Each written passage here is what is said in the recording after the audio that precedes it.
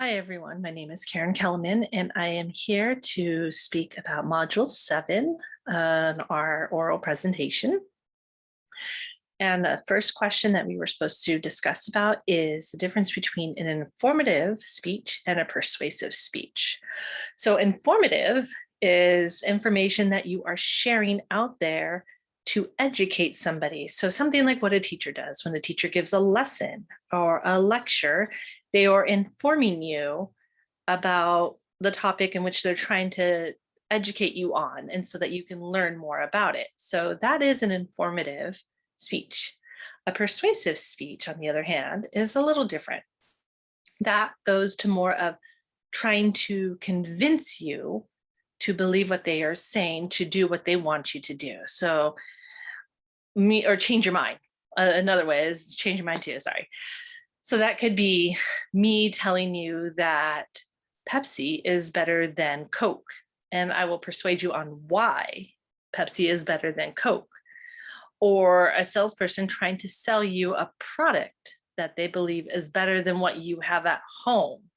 So that is more a persuasive speech. So one is on educating and informing you, while the other one is about persuading you to change your mind or to believe what they're saying because they want to sell you on something. My speech, on the other hand, I am working on trying to convince you that teachers do need someone like a therapist or some type of mental health support for within the classroom, because classroom sizes these days are insane. I mean, there's like 30 kids in a class in elementary school, and that's one teacher, and your ratios are really off by that. It's over ratio, actually. And if you have one child that is doing something disruptive to the group, then that stops the whole process of learning. And then that makes the teacher have to step in. And the teachers don't always have the tools to support and help this child who is being disruptive for whatever reasons there may be. And so now we have a conflict where a teacher doesn't know what to do, or they might do something that was not appropriate because they are just acting on whatever instinct is there. So I want to convince the audience and everyone else that teachers really do need that extra support, because if you have a therapist to talk to, you can get the tools from them to try to engage with a child who is being disruptive, because most of the time they just want to be heard, but you have to have the right tools, the right words, the right language. And if you don't have that, it's going to escalate and turn into something that you really wish it wouldn't. So I believe, teachers need that extra support. So I'm going to do my best to try to convince you on that. And I can say that, many cultures and different backgrounds could probably say the same thing.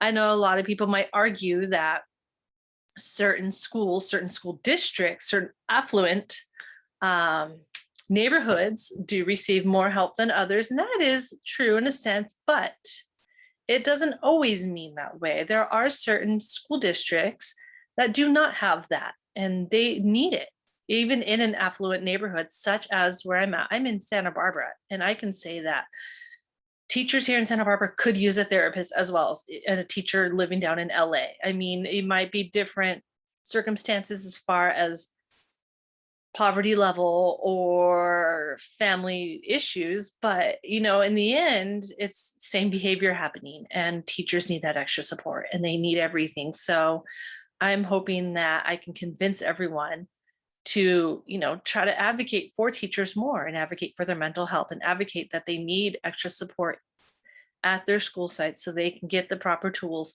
to handle certain situations, so that we're not seeing things escalate to a point where children are, bringing weapons into the school, or children are doing things that could possibly harm themselves or others, or teachers doing something that might harm a student in a way. So I hope that this helps inform you. And also, I'm hoping that my intention is to convince you with my speech later on that you will want to help support teachers and their mental well-being. So thank you very much.